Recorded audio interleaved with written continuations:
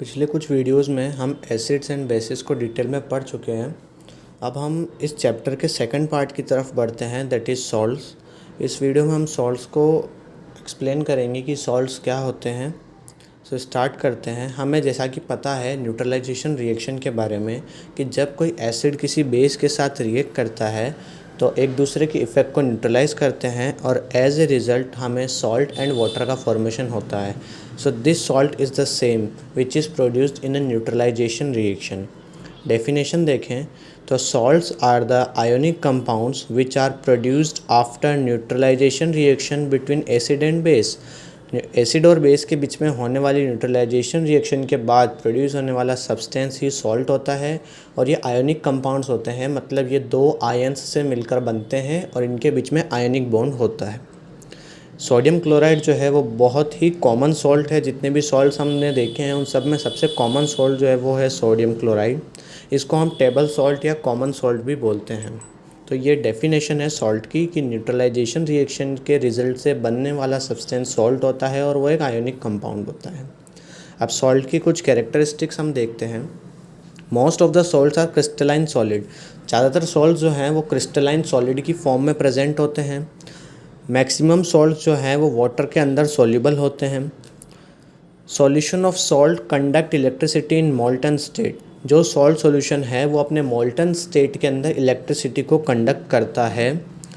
Last characteristic is salt can be coloured और colourless. Salt जो है वो कलर्ड भी हो सकता है और कलरलेस भी हो सकता है। तो ये कुछ कैरेक्टरिस्टिक्स हैं सॉल्ट की कि वो क्रिस्टलाइन सॉलिड की फॉर्म में प्रेजेंट होता है, वाटर के अंदर सॉल्युबल होता है, अपनी मोल्टन स्टेट में इलेक्ट्रिसिटी को कंडक्ट करते हैं और ये कलर्ड या कलरलेस हो सकते हैं। अब एक चीज़ आती है हमारे सामने कि फैमिली ऑफ सॉल्ट क्या होता है। फैमिली ऑफ सॉल्ट को हम समझते हैं कि वो सॉल्ट्स जिनके अंदर कोई कॉमन या तो एसिडिक रेडिकल कॉमन होगा या बेसिक रेडिकल कॉमन होगा। तो ऐसे सॉल्ट्स जिनका एसिडिक या बेसिक रेडिकल कॉमन होता है उन्हें हम एक ही फैमिली का मेंबर बोलते हैं या उसे बोलते हैं फैमिली ऑफ सॉल्ट। एग्जाम्पल से हम इससे समझते हैं।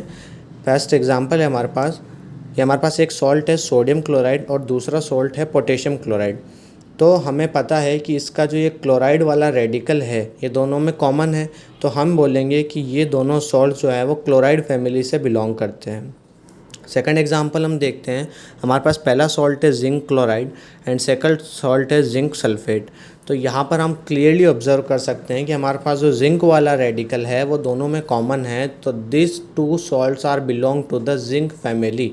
सो this is the family of salt.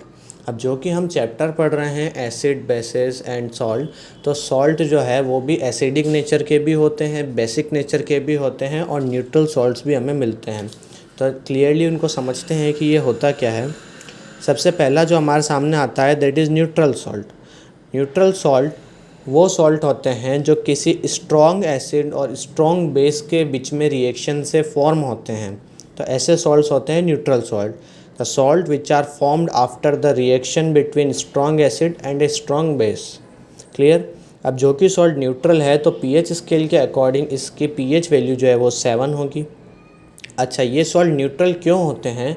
क्योंकि जब एक स्ट्रॉन्ग एसिड स्ट्रॉन्ग बेस के साथ रिएक्ट करता है तो वो एक दूसरे के इफ़ेक्ट को कम्प्लीटली न्यूट्रलाइज कर देते हैं। That's why we get the resultant salt as neutral salt. Example हम समझते हैं इसका sodium chloride and sodium sulphate. यहाँ पर मैंने सोडियम हाइड्रोक्साइड लिया है जो कि एक स्ट्रॉन्ग बेस है, हाइड्रोक्लोरिक एसिड है जो कि एक स्ट्रॉन्ग एसिड है। ये दोनों एक दूसरे के इफेक्ट को कम्प्लीटली न्यूट्रलाइज कर देंगे तो हमको जो रिजल्टेंट सॉल्ट मिलेगा वो एक न्यूट्रल सॉल्ट होगा। Same example sodium hydroxide and sulphuric acid, we get sodium sulphate, that is a neutral salt. Next हमारे पास आता है acidic salt. Acidic salt is a salt which is formed after the reaction between a strong acid and a weak base. अब जो कि weak base enable होता है इस एसिड के इफ़ेक्ट को कम्प्लीटली न्यूट्रलाइज करने में, तो जो रिजल्टेंट सॉल्ट हमको मिलता है वो एसिडिक सॉल्ट होता है। इसकी पीएच जो है वो लेस देन 7 होगी। एग्जाम्पल से इसको क्लियर करते हैं कि हमने एक वीक बेस लिया है that is ammonium hydroxide NH4OH। साथ में हमने रिएक्शन करवाई है हाइड्रोक्लोरिक एसिड जो कि एक स्ट्रॉन्ग एसिड है। तो ammonium hydroxide is unable to completely neutralise the effect of hydrochloric acid. As a result we get an acidic salt. NH4Cl. Same example, this one. And the last is about the basic salt. So what are the basic salt? The salts which are formed after the reaction between weak acid and a strong base. इस case में क्या होता है कि जो acid होता है वो बेस के इफ़ेक्ट को कम्प्लीटली न्यूट्रलाइज नहीं कर सकता, तो एज ए रिज़ल्ट जो हमको सॉल्ट ऑब्टेन होता है वो बेसिक नेचर का होता है या फिर बेसिक सॉल्ट होता है। इसकी पीएच जो है वो ग्रेटर देन 7 होती है, अकॉर्डिंग टू पीएच स्केल हम जानते हैं।